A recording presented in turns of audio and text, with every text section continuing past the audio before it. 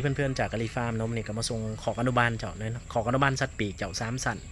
เป็นระบบออโต้ได้เจ้าเด้อให้น้ำอัตโนมัติเจ้าเนาะแล้วก็ระบบควบคุมอุณหภูมิอัตโนมัติมีไฟแสงสว่างมีพัดลมให้ครบสุดได้เจ้าเด้อแต่ละสั่นบรรจุไข่ได้ประมาณไก่ได้ประมาณ100 กว่าตัวเจ้าต่อสั่นหนึ่งเจ้าเนาะมีสั่นขี่ยังให้ครบสุดเจ้าเนาะเวลาได้ไปก็ทำความสะอาดขี่มันเป็นลักเจ้าส่วนระบบน้ำเป็นตื่มอัตโนมัติเท่าบ่มาล้างถาดน้ำอันนั้นโถน้ำยังให้มันยุ่งยากเจ้าเนาะตื่มน้ำใส่หม้องเดียวแล้วเลยเจ้าผู้ใดมีโถใหญ่เขาก็ตื่มใส่โถใหญ่เจ้าจะสบายกลุ่มได้หลายมื้อเจ้าเนาะ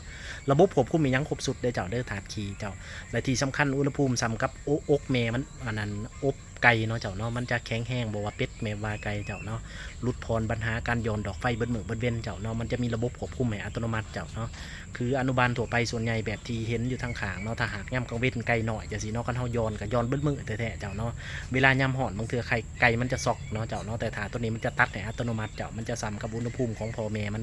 อันนั้นกรอบเนาะเจ้าเนาะขอบใจหลายๆที่ติดตามรับชมเจ้า